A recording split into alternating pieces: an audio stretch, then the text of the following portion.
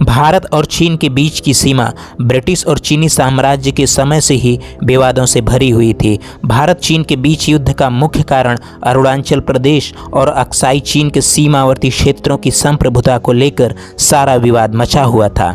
Aksai चीन, जिसे भारत लद्दाख का हिस्सा मानता था, और चीन शिनजियांग प्रांत का हिस्सा बताता था। बस यहीं से सारा विवाद शुरू हुआ और जब विवाद बढ़ा तो यह टकराव युद्ध में बदल गया।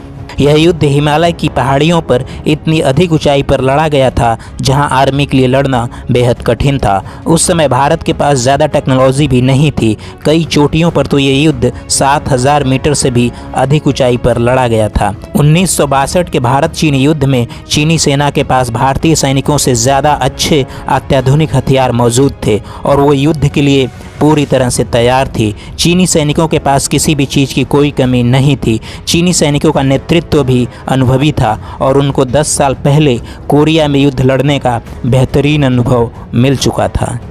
इस युद्ध में भारत के 12,000 सैनिकों का मुकाबला चीन के 80,000 सैनिकों से था। भारतीय सैनिकों के पास प्रथम विश्व युद्ध के ज़माने की पुरानी राइफलें ही मौजूद थी। अमेरिका से भेजी गई ऑटोमेटिक राइफलें भारत को मिल तो गई थी, लेकिन ये राइफलें पैकिंग क्रेट से भी बाहर नहीं निकाली गई थी, जिसके कारण सैनिकों को इन्हें चलाने की ट्रेनिंग भी नहीं दी गई थी। चीनी सेना ने 20 अक्टूबर 1962 को लद्दाख में और मैकमोहन रेखा को पार करते हुए एक साथ भारत पर हमला शुरू कर दिया। चीनी सेना भारतीय सैनिकों पर तीव्र हमला करते हुए पश्चिमी क्षेत्र के चुशूल में रेजांगला एवं पूर्व में तवांग पर कब्जा कर लिया। अरुणाचल प्रदेश के आधे से भी ज़्यादा हिस्से पर चीनी पीपुल्स लिबरेशन आर्मी ने कब्जा कर लिया। इन हमलों और कब्जों के बाद चीन ने भारतीय नेताओं का ये भ्रम तोड़ दिया था कि चीन कभी भी भारत पर आक्रमण नहीं करेगा। पंडित जवाहरलाल नेहरू को यह आभास हो चुका था कि कुछ विदेशी सेनाओं को अब भारत की मदद के लिए बुलाना चाहिए, जिससे कि चीन की सेना को जवाब दिया जा सके, क्योंकि असम और बंगाल पर भी चीनी हमले के खतरे के बादल मंडरा रहे थे। इन भयावह परिस्थितियों के बीच पंडित नेहरू ने 19 नवंबर 1962 को अमेरिकी राष्ट्रपति जॉन एफ कैनेडी को 2 पत्र लिखे। इन पत्रों को भारतीय राजदूत द्वारा अमेरिकी राष्ट्रपति के पास पहुंचाया गया।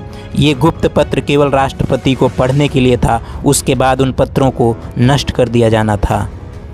इन पत्रों में नेहरू ने लिखा था, चीनियों ने नेफा के बहुत बड़े हिस्से पर कब्जा कर लिया है और वो अब लद्दाख पर भी कब्जा करने वाले हैं। चीन के हमलों को रोकने के लिए भारत को युद्धक विमान और हथियारों की सख्त ज़रूरत है। और इसी तरह का पत्र पंडित नेहरू ने ब्रिटेन के प्रधानमंत्री को भी लिखा था।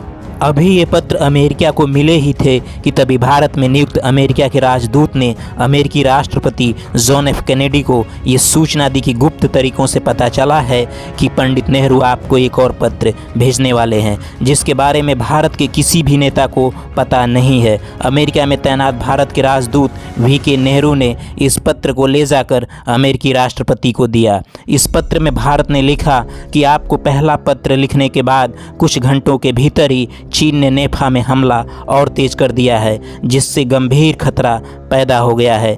अगर तुरंत कुछ नहीं किया गया तो पूरा असम, त्रिपुरा, मणिपुर और नागालैंड चीन के कब्जे में चला जाएगा।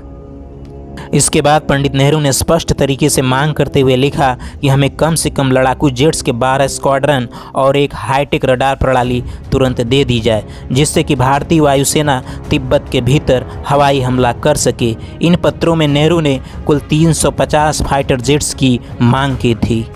20 नवंबर 1962 का दिन भारत में सबसे बड़े भय का दिन था। भारत में मौजूद अमेरिका के राजदूत गॉलब्रेड ने व्हाइट हाउस को ये सूचना दी कि तुरंत हथियारों की खेप और 12 C-130 विमान भारत तुरंत भेज दिए जाएं और 7वें बेड़े को भी बंगाल की खाड़ी में भेज दिया जाए। सूचना मिलते ही अमेरिकी राष्ट्रपति जॉन एफ कैनेडी ने तुरंत हथियारों सहित 7वें बेड़े को भारत भेजने का आदेश दे दिया।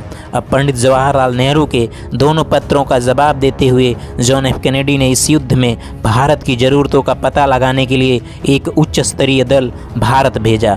अमेरिका का ये उच्च स्तरीय दल 22 नवंबर 1962 की शाम को दिल्ली पहुंचा, लेकिन इससे पहले ही चीन ने 20 नवंबर 1962 की रात एक तरफा युद्ध विराम की घोषणा कर दी और चीन ने ये भी कहा कि 7 नवंबर 1959 को वास्तविक नियंत्रण रेखा की जो स्थिति थी उससे 20 किलोमीटर पीछे चीनी सेना चली जाएगी। अब यहाँ सवाल ये उठता है कि चीन ने एक तरफा युद्ध विराम की घोषणा क्यों की। दरअसल चीन के राष्ट्रपति माओ त्से तुंग अब ये समझ चुके थे कि अगर ये युद्ध चलता रहा तो अमेरिका भारत की तरफ से हस्तक्षेप करने के लिए मजबूर हो जाएगा, क्योंकि जिस तीव्रता के साथ अमेरिका की वायुसेना और ब्रिटेन की रॉयल एयरफोर्स युद्ध के सहायता की सामान भारत पहुँचा रही थी, उससे साफ हो गया था कि अमेरिका और ब्रिटेन भारत की तरफ आ चुके हैं। अब चीन के राष्ट्रपति माओ त्से तुंग ये भांप चुके थे कि भारत इस युद्ध में अकेला नहीं है और उन्हें डर था कि जितनी लंबी लड़ाई चलेगी उतनी ही ज़्यादा संख्या में अमेरिका और ब्रिटेन के हथियार भी भारत पहुंचेंगे।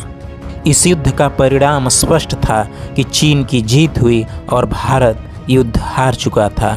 चीन ने भारत के अक्साई चीन में लगभग 38,000 वर्ग किलोमीटर ज़मीन पर कब्जा कर लिया। ये इतनी ज़्यादा ज़मीन थी जिस पर दिल्ली जैसे 32 शहर बसाए जा सकते थे। इस युद्ध में 1386 भारतीय सैनिक मारे गए, 1700 सैनिक लापता हो गए और 4000 सैनिकों को युद्ध बंदी बना लिया गया। और वहीं चीनी सेना के 722 सैनिक मारे गए थे और 1697 घायल हुए।